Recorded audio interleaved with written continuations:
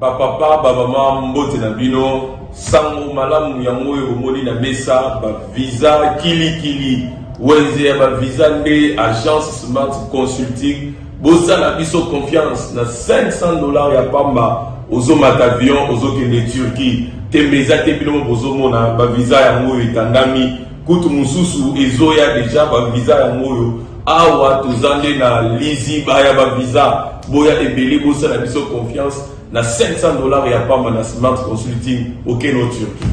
Bon, nous sommes en doute, pas douter. Na agence Smart Consulting, ils ont assurance, ils ont rapidité. Zola camarades, cousins, cousines, ils ont blague des autres côté, la réalité. On a fait un check but le roi yo, le check paiement on l'a rangé, on s'est retrouvé dans 2 semaines, j'ai pas papier check vraiment agence Smart Cosmétique. Thomas, Talandenge, ba visa ici Koye Belé, en agence de voyage Smart Consulting. Na $500 ya pamba. Ok, na yomboka papaya. Peuple congolais, mbote na bino, tous les cas qui déjà mal à liboso, aux deuxième fois tous les cas les sous ba visa ya moyo, ya tout visa ya Canada, la fois passée sur le bac ils qui pour la Turquie. Les lots yango ils à Canada $500 ya pamba ozo voyager ozo que le Canada tourne à yo pe ezali les Canadiens Smart Consulting tous en au pour Willery $500 ya pamba au voyager au Canada au Kotama au tourisme tous zela yo boya et belé na $500 ya pamba bokei na bino na Canada. Merci biso to kolembate kolobati agence de voyage à l'Okuta bako pakatambangu Smart Consulting bazabana Smart Consulting. Mercredi 2 novembre 2022 mbote na biso seka bozali congolais de tout genre, congolais de tout bord to pesi bino mbote mercredi aleloyo le morati du Congo comme ça jamais héritage ya bandeko bakanisi te po bazobunisa biso na sima ya 23 mboko comme héritage na bango te République démocratique du Congo c'est héritage na bango te ndenge moko pe République démocratique du Congo c'est héritage ya famille ya John Numbi te ya famille ya Général Chiwewe te ya famille ya Joseph Kabila te ya famille ya Delis Sanga te République démocratique du Congo héritage ya bakongolais nyonso oyo surtout moka oyo mobeko likonzi pesi bango nationalité bongo ba mboka oyo ezali héritage na bango. Que faire pour ne pas se retrouver autour d'une même table avec les rebelles du M23? Parce que dans Ngonga Oyo, la sous-région, la communauté internationale appelle les 2 parties opposées à une table de négociation. Table de négociation, c'est le Cambo au gouvernement congolais, Azako Boya. Le gouvernement congolais, Azako Boya, le gars, on négocie dans le mouvement moko terroriste. Nini siko ya sala pour se retrouver la table wanate. Maël ni gouvernement congolais a tia pour se retrouver la table wanate. Beaucoup à makambo tongolo lelo na émission na biso ya mokolero yangwana.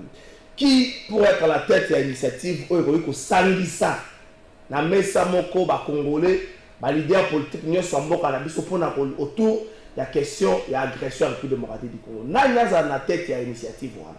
Parce que bato mususu bakanisi ete na ngonga oyo et bon tout ça plus appel na émission. Et si na table moko Joseph Kabila, Félix Tshisekedi, Martin Fayulu, Jean-Pierre Bemba, Moïse Katumbi, Adolphe Muzito, batenor nyonso ya politique ya mboka na biso, tokobo santé batenor ya société civile. Nani sikoza la base ya initiative wana, nani aza na motu ya makanisi wana. Est-ce que donc ezala kaka président de la République? Est-ce que vous êtes président de la République, vous êtes motu musu? Et ça les manaforme nini?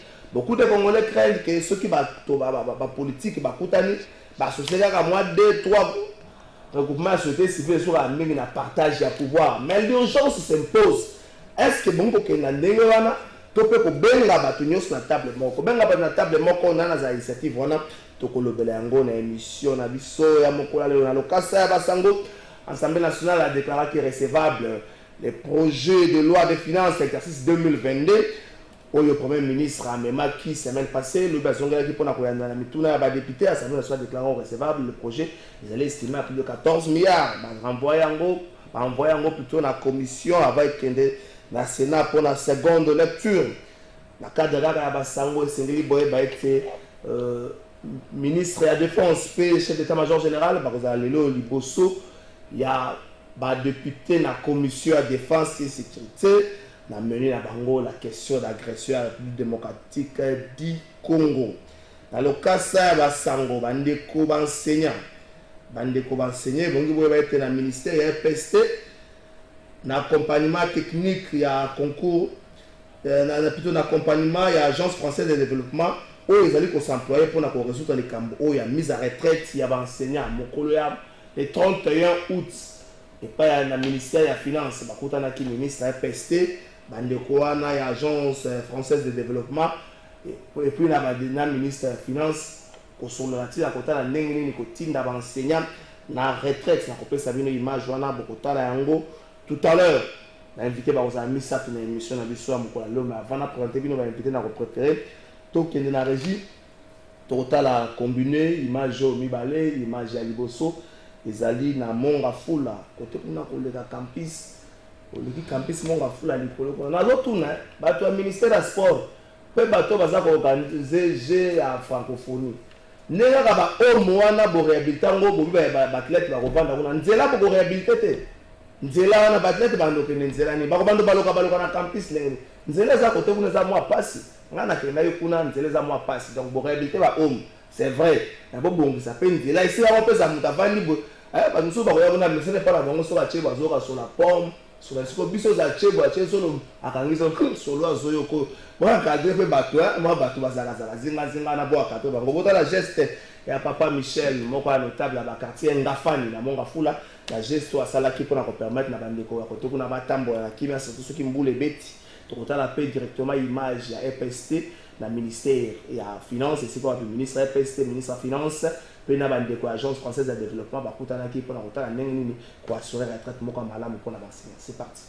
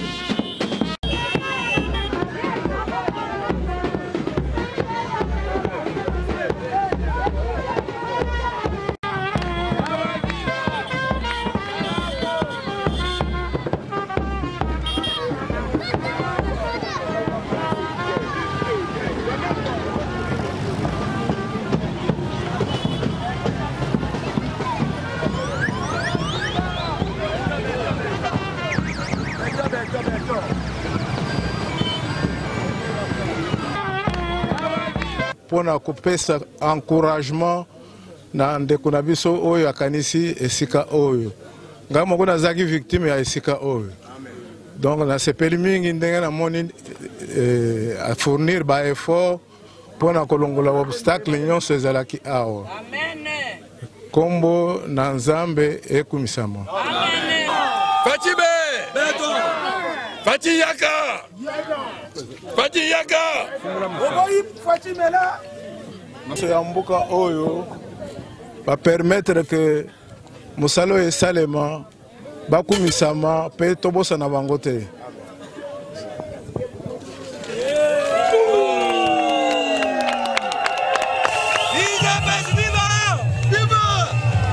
Leki na bino yaya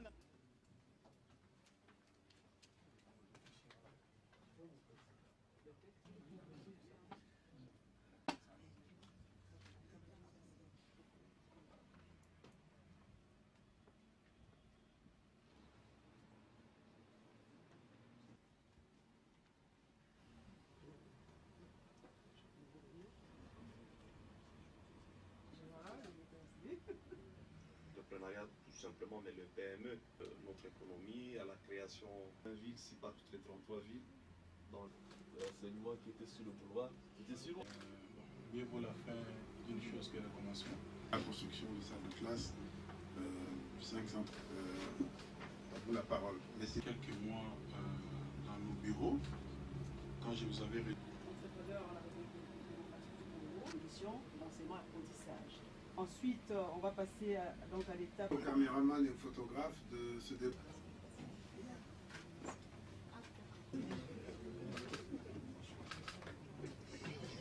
S'il vous plaît, on a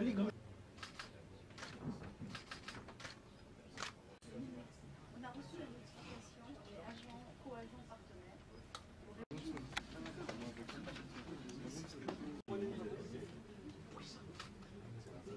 C'est que pour l'AFG. Parce que je veux le mettre dans mes souvenirs. Un sentiment de satisfaction. C'est une étape importante dans notre dynamique de coopération. D'abord, ce sont des montants importants, ça Madame la directrice pour vous en parler, sur un total de 37 millions. D'un côté, ce sont 25 millions sur le secteur éducation. Au titre de ce dispositif qui existe entre nos deux pays, de transformation de la dette en projet, qu'on appelle le C2D. Et donc ça c'est important. Et par ailleurs, 12 millions consacrés à l'autonomisation des femmes. Et moi, ce que je vois très important dans tout ça, c'est que ce sont les bénéficiaires prioritaires de notre coopération, c'est-à-dire les populations qui sont le plus dans le besoin. Ça, c'est très important. Et puis également la qualité de l'enseignement à travers le renouvellement du corps enseignant, puisque c'est un soutien au départ à la retraite des enseignants très âgés pour que les cohortes de plus jeunes enseignants puissent monter et prendre le relais. Et puis, bon, par ailleurs, il y a toute cette moitié de la population que constitue... C'est pas simplement mettre de l'argent à disposition, mais c'est construire de besoins, accompagner de besoins qui répondent vraiment aux demandes du secteur de l'éducation, mais également celui de l'entrepreneuriat. Donc oui, le projet, mon ambassadeur l'a détaillé sur celui sur le secteur éducatif, c'est 55 000 élèves qui vont être accompagnés de la région du Congo central. Donc on a voulu centrer pour pouvoir aller assez vite et être après jugé sur les résultats. Donc pour l'instant c'est dans la province du Congo central et c'est 4500 enseignants qui vont être mis à la retraite. Donc c'est de 2023, début 2023, et nous accompagnons avec ces 25 millions. Nous travaillons avec le ministère des Finances, celui du budget, pour pouvoir justement rendre effectif. Et donc je vous donne rendez-vous, si vous permettez, à la rentrée 2023. Où merci le staff technique, Alba Image, merci Nayo, Patrick Makanga, de Patrick Makanga.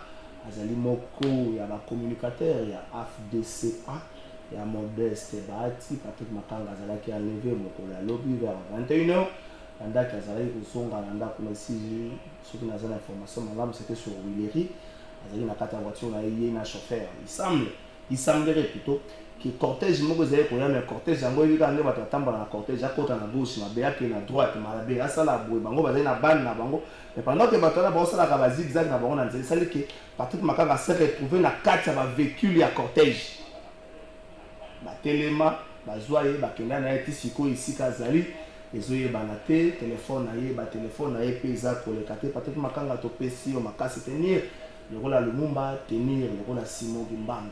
Simon Kimbangu, je ne parle pas de l'église Kimbangu, je parle de Simon Kimbangu. Tenez le roi Simon Kimbangu, quelle que soit la lumière de la nuit, la soleil finit toujours par apparaître. Trois invités dans l'émission d'Abissou Mokonalelo, Ndeko Eric Chiswa Kanapé sur Mbote. Mbote Ndeko Trésor Kalafay, Mbote n'a co débatteur sur ces plateaux, Mbote na population congolaise à Zakolandabissou de partout, Mbote na président de la République, mon avocat Félix Antoine Tshisekedi, au constitution Zakobengaye, garant des bons fonctionnements des institutions, mais également l'honneur Pembote na président et à parti politique Nabiso AFDCA, le professeur président du Sénat Modeste Bahati, l'homme de l'éthique et de la politique réfléchie, fait avec éthique et déontologie en RDC. Mais je tiens également Azali, l'homme de l'éthique. Hein. Donc, les éthiques et déontologie. Donc, il faut qu'on paie sa valeur et pas à Moto et Sengeli. Mais d'entrée de jeu, je tiens aussi à déplorer Oyo Toyoki, l'arrestation ou l'enlèvement, il faut le dire ainsi, il y a un déco Patrick Makango Azali, Moko Yaba, communicateurs également, au cadre du parti AFDC, Oyaoutaki Kozala, enlevé, n'est-ce pas, après retour naïe Kolinga Kozonga Landaku, je crois que acte on les alliés posés, acte de bavure, et nous voulions voir clair, puisque Outi Kolbaron a introduction naïo, on ne sait pas joindre un des meilleurs communicateurs, il y a parti à Modeste Bahati, et alors nous demandons à nos autorités, au Basaliko Talabiso, s'ils peuvent faire user de leur pouvoir constitutionnel, afin que tu retrouver notre frère qui n'a pas tué quelqu'un, peut-être qu'il y a eu des petites confusions, etc. par rapport à Nzela Yemouroyebi, Sali, mais on ne peut pas prendre quelqu'un, un cadre d'un parti politique, l'enlever, et puis, tout ça, enquête un peu partout pour savoir où il serait, mais nous n'arrivions pas à savoir réellement où il est. Donc je tiens là à demander à nos autorités également, quelque chose pour que Ndeko Patrick Makanga Azonga na musala na ya misana ya servir la nation avec intégrité, dignité et surtout avec éthique. Merci Ndeko Eric. Madame Dena, cadre en vol parti cher ya Mwanamboka Délice Sanga. Madame Dena na pesi Mbote Ndeko Trésor Kalafai, na pesi mbote ya bako débatteur nanga. Na pesi population congolaise mbote surtout oyo ya parti à est oyo bazali koboma mikolo nyonso et na pesi lisusu mbote na président nangai le cerveau d'état Délice Sanga mbote. Et je voudrais aussi déplorer na likambo ekomeli ndeko na biso communicateur parce que na un pays oyo état de droit ils ont, entre guillemets, prôné, ce genre de choses ne doivent pas se faire. Donc, en tout cas, Azana Makasi, et puis qu'il a continué à défendre Mboka Nabiso. Merci, Madame Dena Danou Kefoula. Dernier jour anniversaire, moi, pour m'envoyer message, j'avais le célèbre journaliste Danou Kefoula. Fête son anniversaire. Danou Kefoula, mon ami et frère, n'a pas su Mbote. Oui, mbote ndeko Kalafai, mbote na ba Kongomani baso bisika bazali, mbote na ba kodebate nazana bango na tongo ya lilo kaninga na bana bito komesana to mesani na pasi to mesani na changement mais ndeko Kalafai na bosolo pe bosembo na komaite zaka bande kondi balobi mais au moins nazala le seul journaliste on na limbu mate oya zaka na ba camarade ka bilo ba journaliste asukara wana na bosolo pe bosembo na lingi pe na balika pe koleli notre ami c'est notre confrère Patrick ndeko Kalafai ndeko Patrick azalaki enlevé na jeep moko jeep wana na yoki selo ba information na bazaki ya ministre ezali ya ministre avotaki parlement ba bandai soko zonga soki wapi jeep wana ezali ba jeep ya ba nouveau ba TX un nouveau modèle ils ont matriculé balobi je crois balobi za Toyota ba nouveau modèle matriculation nango ezali 4812 BG01 c'est pour te dire qu'ils allaient ba perdu pour yasika déjà BG ezali ba plaque o yasika récent o ezali 4812 BG01 plaque parce que privé oui balobi suite ne moto ezwaki ndeko Patrick oyo mokonzi azalaki nango ezalaki bâché mais si tu wana ni plat voiture bakontaki ndeko Patrick ezalaki nde oyo ya nsima oyo yaki kotelema nde ememaki yango moto bazalaki na ye par réflexe ye nde moto azwaki numero ya plaque wana na bosolo mpe bosembo nga nde nayebisaka bato nalobi ke tomonaka mpasi te na kolobaka changement ezali na Congo changement na Congo tozelaka yango nde tozela bakretien bazelaka boye ya Jésus Christ ndeko Kalafai libanga lijuti yako ndeke koseka te c'est pour te dire que malgré que topartageaka même vision te parce que bango bakokumisa pouvoir oyo ezali pouvoir bajusser pouvoir oyo ezali ya babonane pouvoir ezali konyokola peuple mais au moins bazali camarade oyo topartageaka na même plateau na bosolo mpe bosembo nga nalobi boye babiloko tomonaka yango na l'époque ya Kabila oyo bazalaki bato puissant bato balobi Kabila était dictateur mais soki biloko ya balèvement ezali kosalema n'importe ya ndeko Tshilombo entre guillemets oyo balobi ke ye azali mwana ya démocratie est ce que ndeko Kalafai na bosolo mpe bosembo est ce que changement ye Parce que ceux qui ont un changement, ils étaient dans le Congo, parce que nous avons la fin de mon son, peu bosser, nous avons à la moine à soda. Est-ce que ceux qui nous ont continué à cortège à Mukondambouk, ils ont fonction? Et comment nous avons que ceux qui nous ont continué à cortège à Mukondambouk, même oui, mais ils n'ont même pas un chef de l'État. Il y a un chef de l'État, papa, il faut ça très attention. Dans le but, ils ont négocié avec le chef de l'État. Même si c'était un chef de l'État, beaucoup quand même, tout le monde est prendre. Donc, pourquoi nous avons sabi les arbres, mais pourquoi faut mettre à moutou? Bon, ben, si nous tout type, on met la donne, bon, Kenya, bah, nous qui est partout, les compatriotes, ma canne, une fois. Même, je te dis que, bah, je te dis que, même le général, quand on l'appelle, je le dis à la télé, général, quand on l'appelle pour avoir les informations, et pas, il y a des communicateurs, il y a une sacrée, alors qu'il y a des communicateurs, ben, il s'est dit que, besoin de photos, ben, d'ailleurs. C'est pour te dire, oui, c'est pour te dire que dans la police, général Kassonga Luki a monité, parce que Tina niveau, il y a un commissariat Nyoso, à mon Azate. Tina Amer Azate. C'est pour te dire que nous nous sommes rendus compte que les courants n'allaient pas les tout puissants. Moi, quand Kangi est dans la ville, je souffre dans la table pendant 2 jours, 3 jours. Et moi, je suis Kabila, les tout puissants, parce que pas de continuer à tout puissant.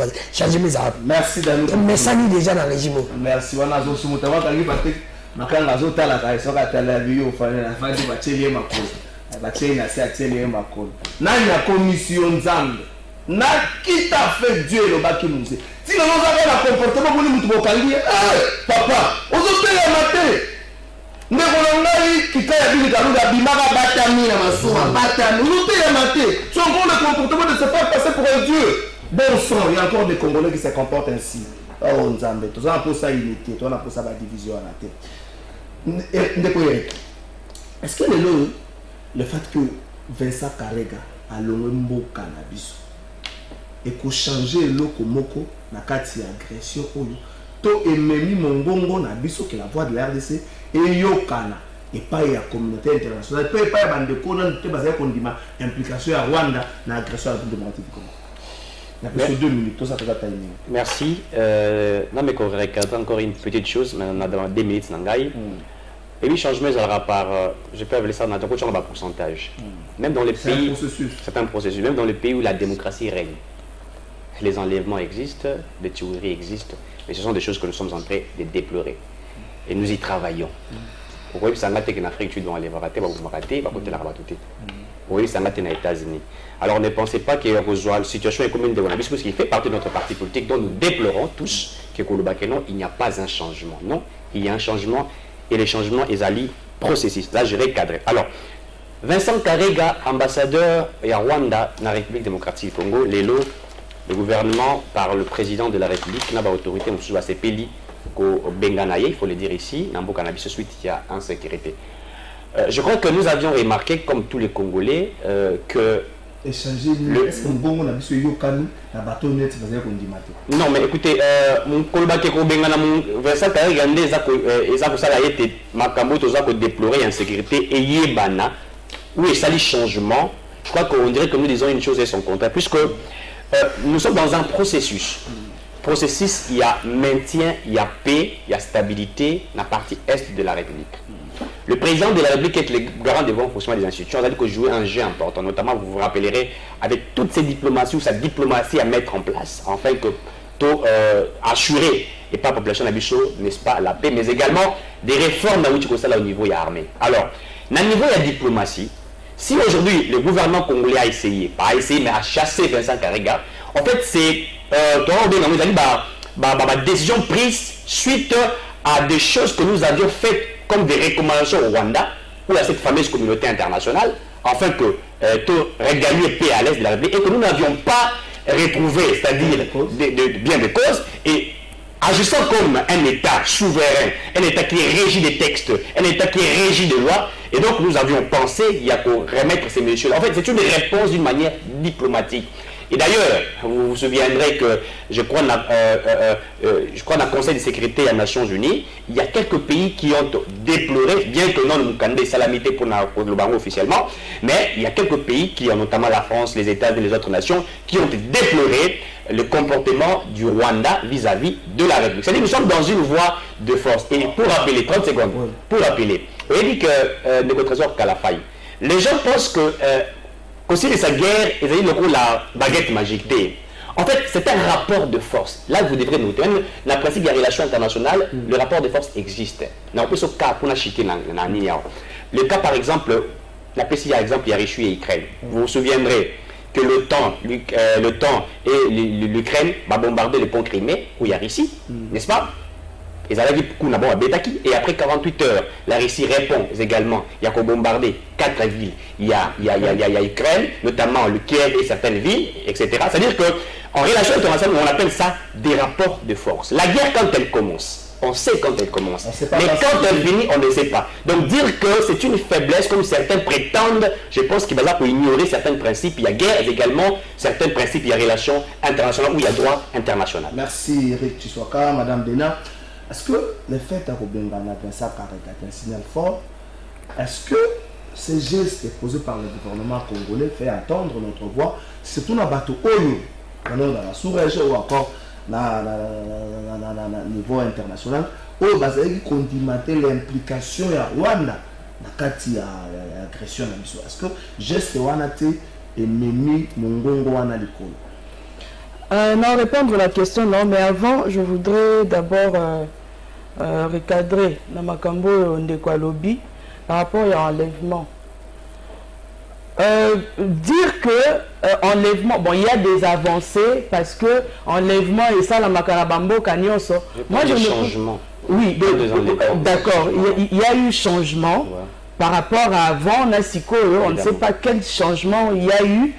Mais on ne voit pas des officiels enlever les gens au Bazoko, Kolobela, Likambu, et Talumboka. Ce ne sont pas des officiels. Au fait, ce sont des bandits, soit bandits en armée ou bien ce genre de personnes-là qui le font. Il y a moins des autres là qui savent peut-être que la carte a vu Moko Boto à criminalité et ça de tel à tel autre pourcentage. Mais on n'a jamais entendu parler des officiels qui enlèvent des gens. Nous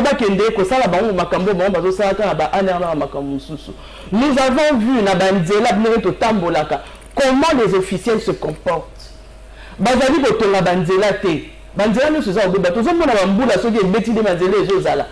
ils prennent le sens unique. Il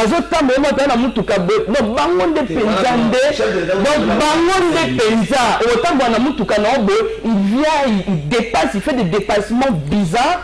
Et peut-être par inadvertance, peut-être que c'était pas fait exprès. Peut-être qu'il a dû braquer, comme c'était un officiel qui passait, c'est quelque chose à déplorer, on ne peut pas dire qu'il y a eu changement par rapport à ça. Et puis encore répondre à la question de monsieur Trésor,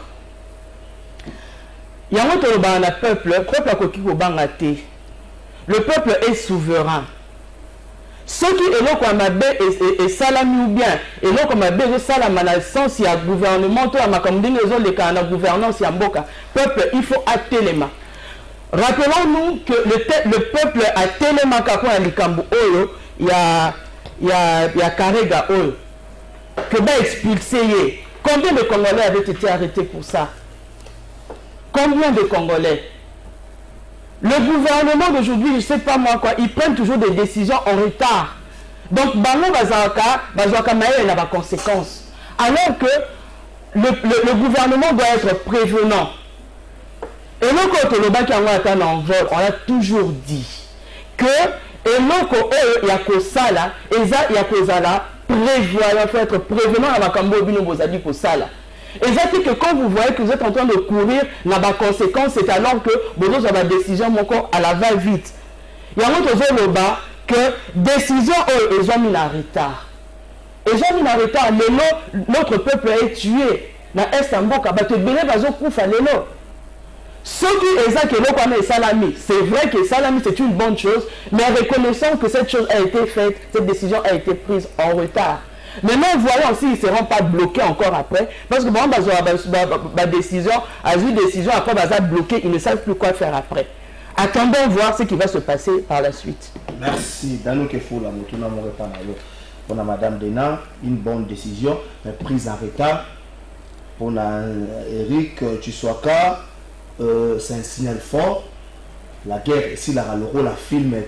un film à Schwarzenegger, t'as côté qui est mort à Bomba sur le Vietnam, c'est un film mais c'est un signal fort, mais aussi c'est un message lancé dans la bataille sur la zone où il y a tout ça, agressé par la bande de quoi.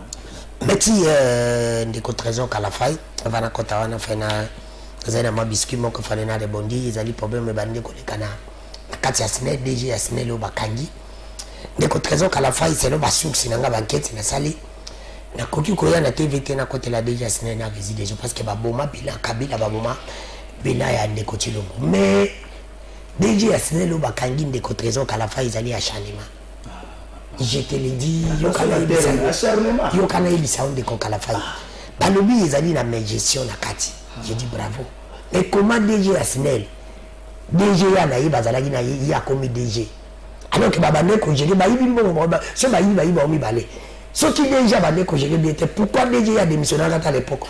Allez bah que moi je ne vois pas que les DG ici n'est pas bien, je démissionne. Mais contre raison kala fai a collaborer là yi. Ba gérer ma ba omi balé. Mais elle est commis, il y a qu'on pas en plus, il y a dit DGA. Alors, on a commis DG. Alors que, quand on a dit balé, il y a dit mais qui une question plus simple, les coca la faille. Il y a une question simple. DG, on a Kabila Moutatiaki, parce que Azalaki, soi-disant, technicien. DG, Azalaki, agronome, n'a pas mon agronome. Ayaka, on a posé à Makabo, Bachaka, pas comment il n'était pas à la matière. Mais n'a plus une question. Kabila n'était plus au pouvoir. Nana tika DG à Snell, basta la 4 ans. Parce qu'il avait une bilan morone. N'a pas de zangine de Kodami qui fait là. Et lui président de la République, déjà Snell a des zones de Vigéba. Baboko. Nana tika Bango basta la 4 ans de continuer. C'est parce que l'intérêt n'a pas besoin. Elle va montrer que l'intérêt n'a pas besoin. C'est que Mouninga Moga Beti Mouninga Moussinjo. De Babike Balongolaï. Peu en plus dans un bisayo. Alinga Kabala, les grandes séries. CG mon parti politique. Il y a un moment où il y a un parti politique. Elle a beau pour DG on a vraiment dit c'est pas. Nazo bisayo. Ndeko kala faille. Ndeko kala faille. Nazo bisayo comme ndeko kala faille. Yoka. Nazo bisayo que gouvernement ils ont gouvernement ba spectacle. Elle va monter sili pas à dire à combien de messages je vais te faire partie ya ngona déjà le bibo andimi na yeba sa bisayi mais procès na ezala public parce que na accusation aligné dans ça luna 2 ans alibi moyi bezate mais comment na tiazo kala fa soki na ko bali kabona TV il faut bolande na mona jeune zakani kuna kata mokonza ibite ba ibisi deji ba bisolo la loko sali 5 ans la c'est pour dire que chop chop so solo ni to tikio so solo ni to konti makala. Il faut t'attendre qu'on dise à la Nalikamo, à des wana. Les amis créés, on canalise à créer. Il faut te dire, résultat. Dans quelle zone de Konanga il n'a salé, Bangwa par bonjour, na bon sang, c'est bien Makalokuta. Alors bien, on oublie que changement les processus. Moi, le bac à moi, il y a processus. Bravo, changement les processus. Mais changement nous avons processus qui n'a malé, nous malé de Moubanda Tawa. Bino malembe ya côté yebisanga côté obino bo kabila tikali mabe bino bo pesi changement yebisanga ta côté o côté ndila nata 5 secteur monde que changement yi parce que to na c'est bon pour makanga e ba ne ko saba yepe tatu aza yebo ale victime baluka ya lelo non ndeko kala fa il faut qu'on rencontre bango makamba lokuta balobaka siko yebisanga changement ngo na domaine ni. Pour elle, si je dis tout ça, il va être tout le monde à terre, tout le monde. Autant il a mis 5 7 heures, oh, il change. Pour moi, la nuit, c'est la monnaie passe. Guerre, mati, beaucoup taki, colline, mati, beaucoup taki, des messages, mati, même là, nous, la paix comme matin. Et comme on met ma casse dans le régime, Nabino. Ce monde a un niveau, là, mais n'a pas si n'a monté mon abbé, mati. Donc, il y a un cambo, le bi à Kariga. Non. Donc, à la fin, on a 30 secondes. Pour Nangaï, ils ont acte moko malamu, mais. Naïbi que le régime oyo bazana ba honnête ambulance ba kaka na rita balinga elle je crois ba sali yango le gouvernement avait accordé une brèche ya bonne foi na bande ba sali yango pour na ko sauver bilan ya 2023 ndi kotilo en pensant na ba calcul que kozongi sakare na pepa ko betra ba maboko ke ko konta na bilan mais non elle biso to tambola ki ba société civile ba tambola ki ba ta opposition ba tambola ki ba be Kariga zonga pourquoi ba tikaki. Parce que la monnaie que Kariga a maintenu la banque. Elle va monnaie qui maintenu la banque, c'est suité. Mais ndeko kala faille, ils ont raison de Kariga. Il faut au kata, qu'on a ma frontière d'habitude. Bazon dit ambassadeur, oui. Est-ce que ma carte de relation diplomatique mission à Wanda? Katanité. Kozon dit ambassadeur, oui. kokata relation diplomatique kokanga ba frontière kosala kokanga nyonso et kosala guerre maintenant contre Rwanda ndeko nanga lobi c'est guerre to binde bandaka ndenge sila kate oui mais biso pe faut attaquer Rwanda de Kokalafai Rwanda za kolimenter ba M23 soki biso to attaquer Rwanda la kati ya Rwanda akokoma na possibilité kolimenter ba M23 akoluka maintenant défendre contre biso parce que ba peut ba muke banga ta bajugo mana pesa exemple mais biso to ka to Kigali Rwanda to kanga simbabo. C'est pour te dire que biso faut comme na actif ya ko attaquer Rwanda na kati ya Rwanda ko la bango za na buli ke baya osala guerre na kati ya des pour vendre espace biso to comme na intention na buli ya ko sala guerre na kati ya Kigali. C'est pour te dire que ba konzina biso ba ko rejoindre 10 ans en arrière que ba konzi ya Rwanda parce que tata mo konzi ko na na tuni kala fai pardon question moko na tuni depuis na botama na commande ko danu na tika ko yoka teke au ministre congolais mo za na retard 3 mois de paiement. Mais quand on conduit le tour de une année, au cours de la ministre, c'est quand on va mourir, comment on a l'état une année, n'a pas député, on fout à Bangote, n'a pas mandaté, nous sommes libres. Bas à peine à l'état une année, moi on a eu ce bois quand on a armé, mais le tour qui n'avait pas de 20 mois de pays. 20 mois de pays. Alors, déjà pour le mois d'octobre, bah, fout à 15 ans, une année, on est sur Ticali, bah, même, bah, cabinet, bah, ministre, n'a pas DG, il y a pas millions, bah, DG, bafuta batete ezoka baza mbongo wana baboka ngona ame tata me konjiko abakisa sala ba soda merci ce qu'on dit pour tononga wana proposition na yo et tu sois que faire pona okuta na tena table moko ya négociation na ba révèle ya M23 aussi longtemps ils allaient demande presque à mokili mobimba ba plus sur ba déplorer agression parce que ben toujours la table de négociation. Nairobi. Que faire? Le gouvernement congolais ça la nini. Aussi longtemps le gouvernement congolais a boyi qu'on négocie dans le mouvement terroriste. Que faire? Côté Mokilombe Sengi, même le président angolais a son gâteau, petit gâteau sur la table à l'issue.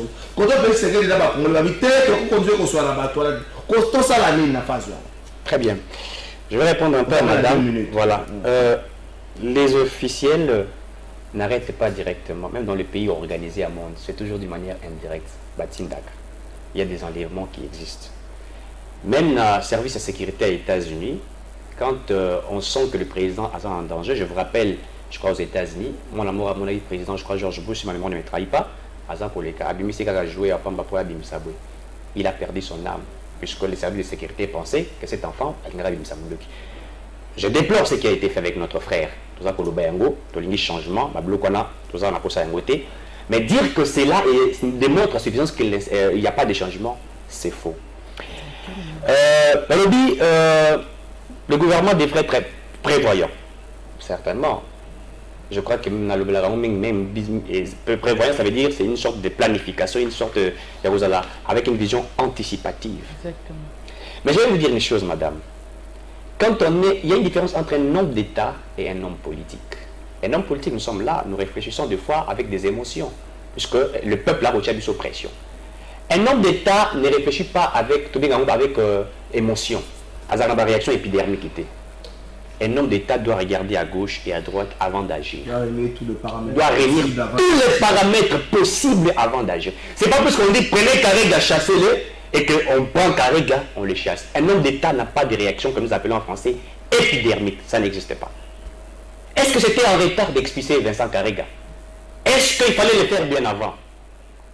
Je crois que les services habilités, pourquoi ont-ils fait ça maintenant? Pourquoi au départ? Je crois qu'au départ, il y a pouvoir appeler Tshisekedi.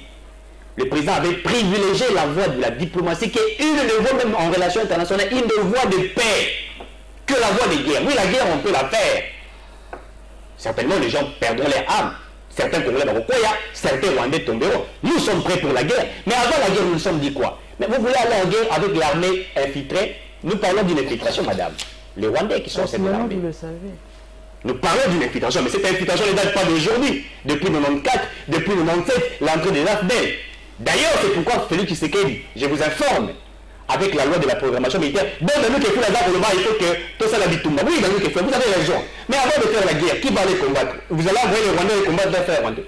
La loi de la programmation militaire qui a été promulguée par les chefs de l'État est une des solutions permettant à la RDC d'aller faire la guerre. Et d'ailleurs, on va se souvenir qu'il y a eu des réformes au niveau de l'armée Mbalakoy. Au-delà de ça, 200 militaires officiers et armée, Bazali n'a il y a eu des réformes, il y a eu une nouvelle mise en place. Une nouvelle mise en forme veut dire quoi? Et s'il vous plaît, une nouvelle mise en forme veut dire quoi? Mise en place. Moi j'appelle ça une réforme stratégique. Madame. C'est en français, non? Dans une administration, dans une entreprise, quand vous y entrez, vous allez au diagnostic, vous commencez à changer à gauche et à droite. C'est pourquoi moi j'appelle ça une sorte de réforme. Même je peux appeler ça une réforme indirecte. C'est en français. Et donc, c'est dans l'objectif d'avoir une armée républicaine qui permettrait de servir la nation. Et d'ailleurs, quelques temps après, vous avez suivi ce qui avait été fait dans la partie est de la République. Et vous avez suivi même le communiqué du Rwanda. Ça veut dire que la République travaille. Que faire? N'a raison à que faire. Alors, Nathan est dans le secteur de la sécurité. Quand la période de Kabila, Mukwege, on a violé 600 femmes. On a notre état de siège côtière. Qui va faire sur le bilan, il y a une femme violée. Ah oui, Sangaï. Sur la rapport, il y a une femme violée. À travers l'organisation internationale, il y a des femmes qui ont été violées. Mukwege, il y a eu des femmes qui ont été violées. Non. 6 millions de déplacés dans l'Est. 40 secondes. 2 millions va regagner partie Est. Que faire pour trouver la solution? Que faire pour ne pas se retrouver autour d'une même table? Voilà. Que faire pour se retrouver sur la même table avec d'autres boys qu'on négocie? Nous n'allions, la RDC doit garder sa position. La position, quelle est cette position? De ne pas négocier avec les rebelles. Il y a 1+4. Vous vous souvenez? C'est un mixage et brassage. Puisque les grandes forces, les forces obscures, ils ont intégré les M23, n'a pas fonctionné et d'ailleurs, je vais vous rappeler. Accord, il y avait le 23, je crois 23 mars 2009, si je ne me trompe pas. Et deuxièmement, l'accord des Roubaix-vous.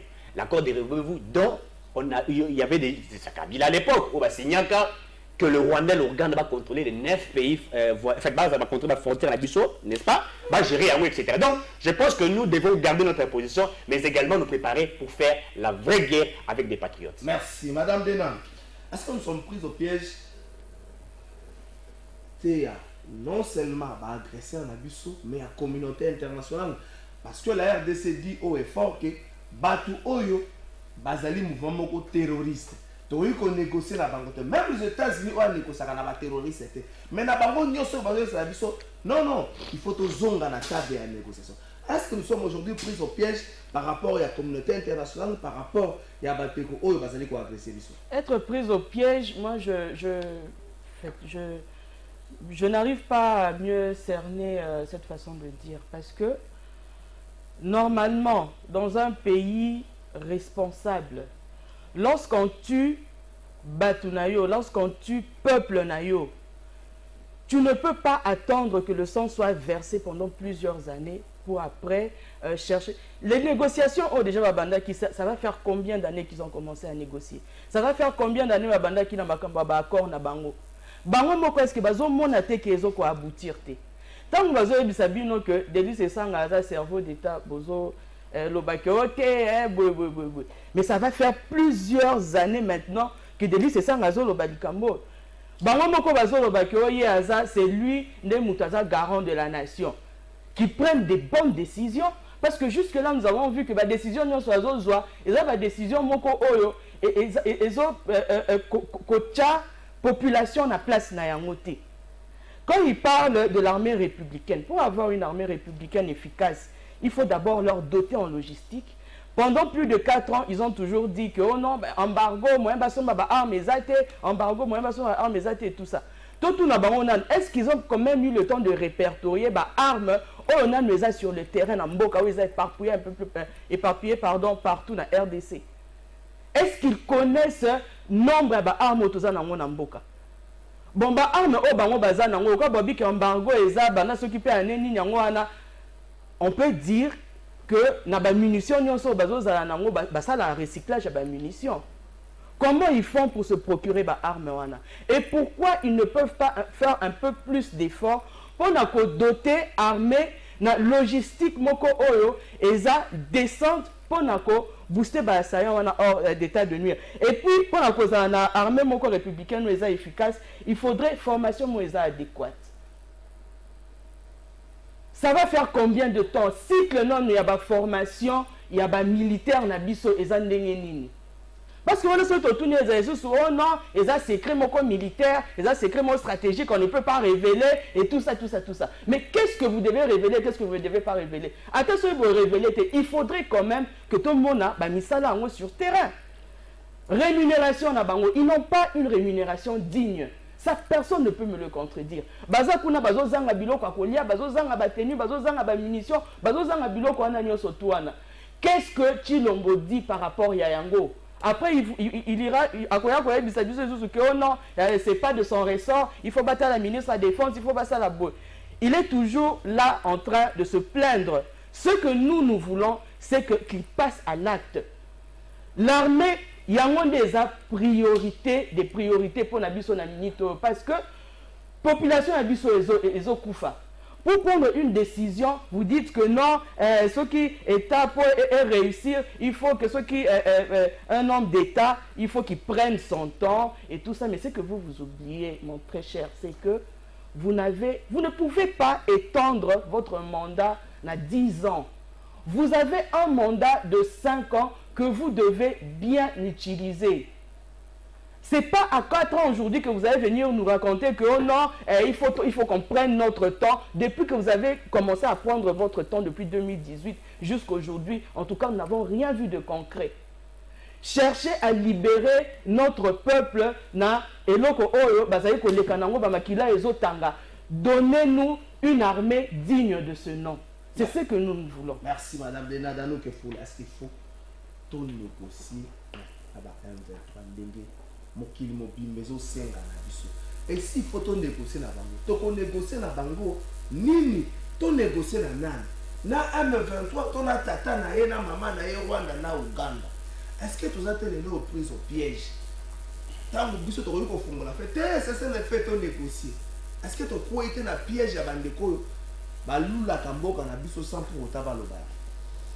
Merci ndeko Kalafai na mutuna na yo na oyebisa ndeko nanga Eric que et tous allez une mise en place tous allez la mise en place tous allez une réforme ya maintenant na yite koya kobanga na hote koya non mon frère nani yite koya s'il vous plaît bon non na komoni nani kobanga na hote kozala précité madame Kasipeli non même si elle fait les non on n'a pas compris je l'ai noté. Tu n'es pas français, c'est français. Tu n'es pas français, tu es congolais, tu ne comprends pas. C'est une des langues. Non, c'est pas que nous parlions. Oui, alors, je ne pense pas que vous maîtrisez ça depuis que tout le monde maîtrise. Là, vous vous trompez. Là, le Wana même le Longa, vous m'en a débat, on a banamiqué. Là, vous vous trompez. Oui, il n'y a pas un problème. Ngaru, tu n'as évité Yoko, tu as te lobby à Malam. Il n'y a pas de bon son à Rondimate. Pour le génie, net, Yobo, Ajo, il y a aussi la transhumance politique. Sur la moi, si Bangaba, la haute. Pour un Kindumba politique. Évidemment, mais je te le dis. Oui, il n'y a pas un problème. À la fin, il a un comportement à Moutou. Il va rappeler Moutazali. Quand tu es un jeune, il faut te comporter comme un jeune. Tu as l'indi à venir à lobby et à la bien. Quand tu viens diriger demain, il faut comportement d'un pays. Mais il y a un cotambola. Quand cotambola, nous n'est pas caté. Alors, il faut qu'on recadre. Donc, il a parlé de la diplomatie. Oui, tu parles de la diplomatie. Mais nous, la diplomatie a ça. Mais la diplomatie a échoué. Les autres ont la diplomatie a échoué. Diplomatie, on tanga comme on invente un week-end. Parce que tout le monde diplomatie.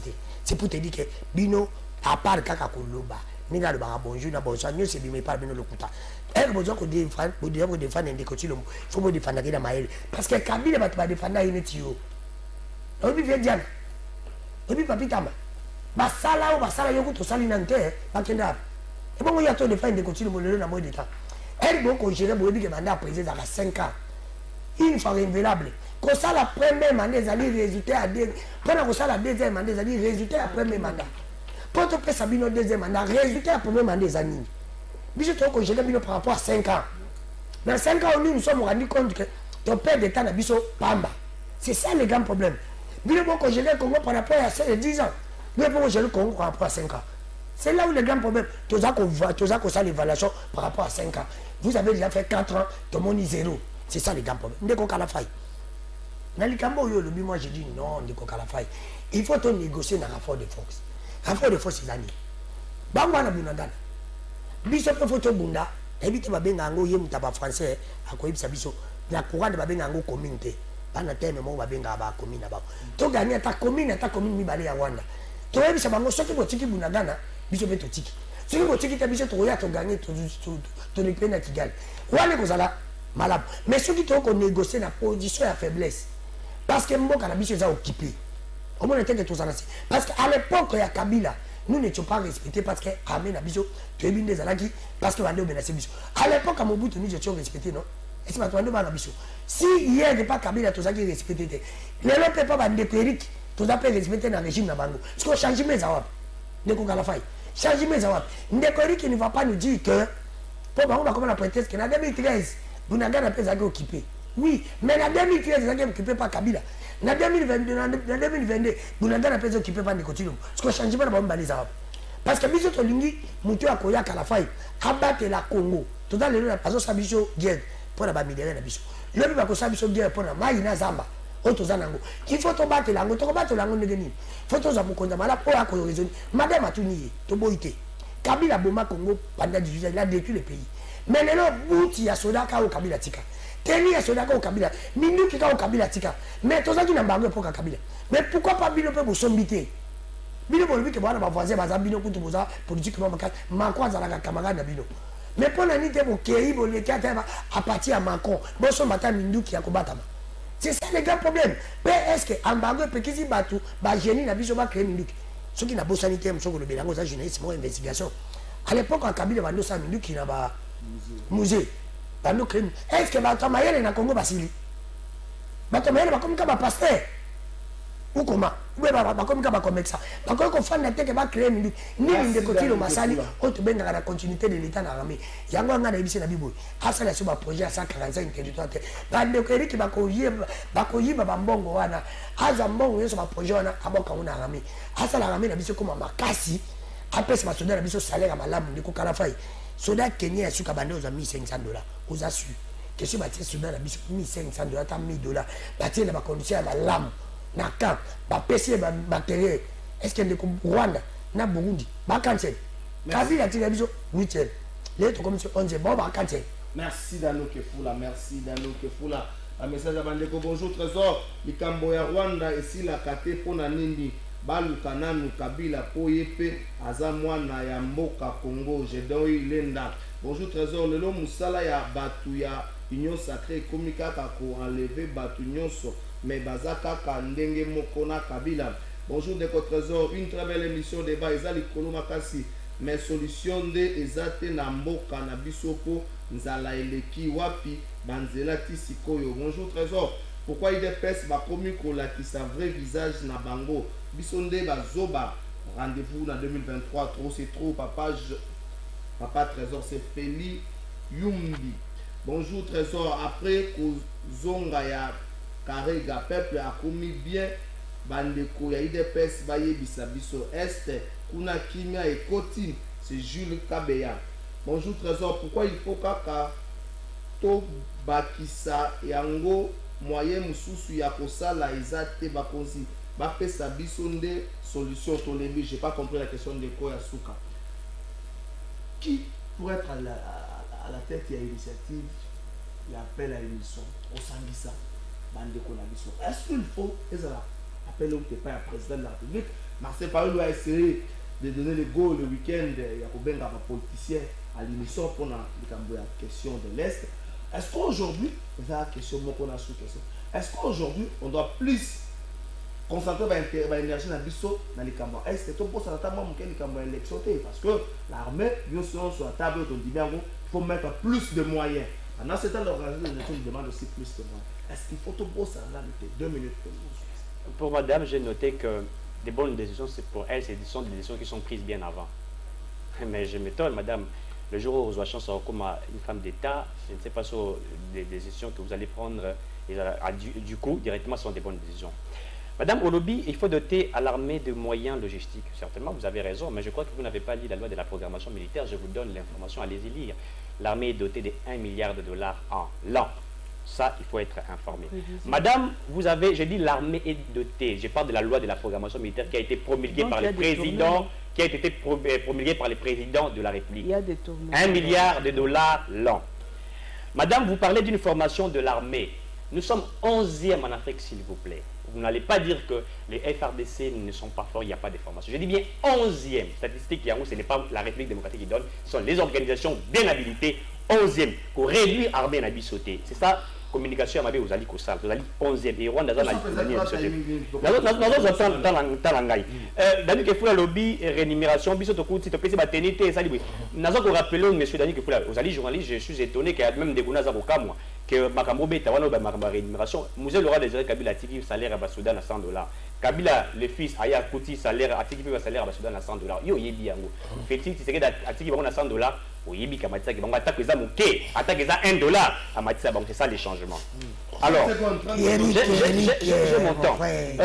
Je crois qu'il y a quelqu'un qui a parlé, je ne sais pas. Voilà. Bounaga Nagolobi, Ezala qui est maintenu par, comment dirais-je, par Kabila et tout ça. Oui, c'est vrai, 2013, ça avait fait 400 jours. Ça, c'est vrai. Et que sous Félix Tshisekedi, 2022, voilà. Mais Kabila, Kabila, pourquoi Bounaga je vais vous donner la vérité.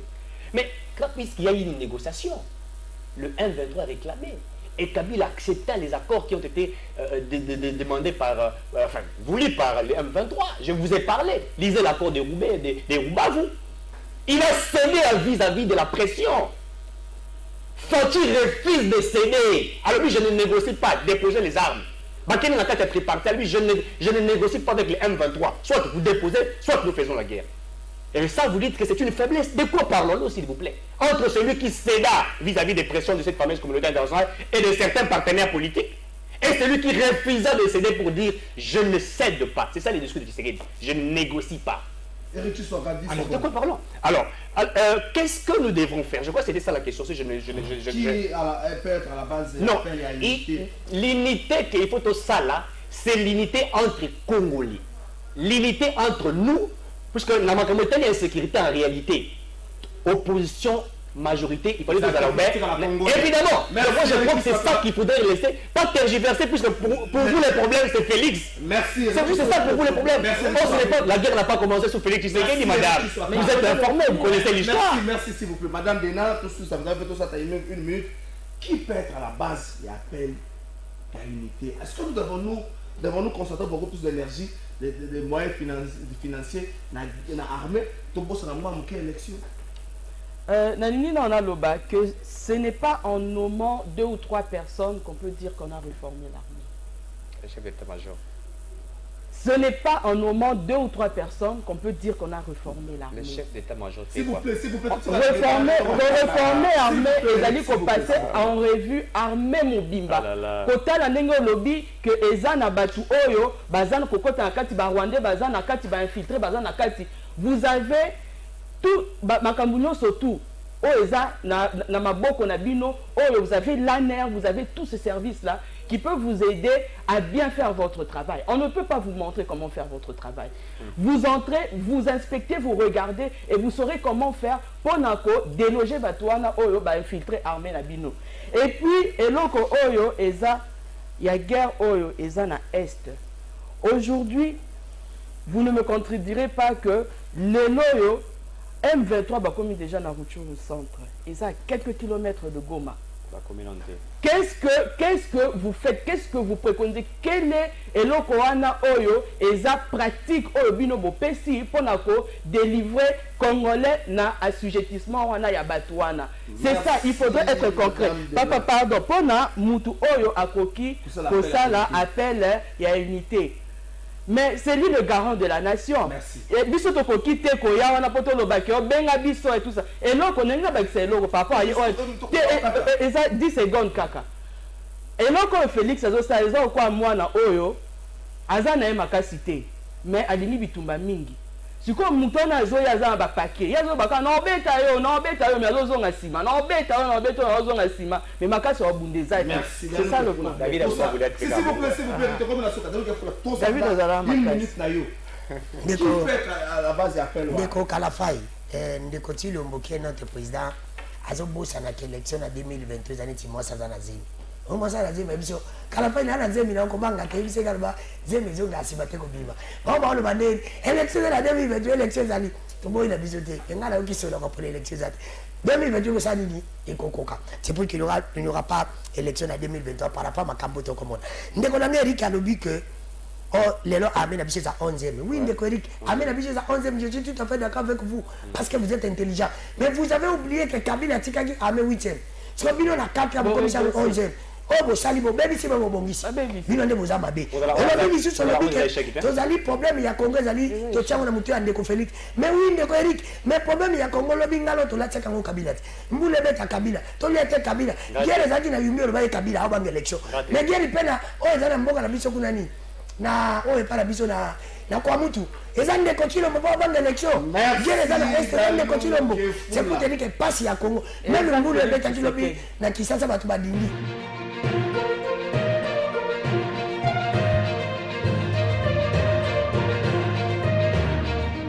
La funda sigoba tala mokonzi ekolo ofundo na bato bafunda lelo population de 5 ans na mutazi jouer na ya zini na tant papa koma merci tata mokonzi ekolo mano afunda ka bato aye ko funda lelo monsieur le président de la république na tomboli sardine oyo kombo nango ani monsieur le président de la république oyebi sardine oyo uta lelo te tata mokonzi ekolo lelo oyo Kongola yebite andimela sardino na ndenge nini député boko natangi komona Eliezer Ntambwe atombolaki mongongo pona koloba likambo ya sardino nga Trésor Kalafai nakendaki kwa kutu tie sika ya ba sardino eyaka mais tata mokonzi ekolo nga naza leta te nga naza service attitré te ndeko Eliezer c'est vrai honorable député musala osala ma commission moko etiami na assemblée nationale mais dans service habilité te OCSA pesa biso rapport na ye après avoir kosala musala OCSA bisa biso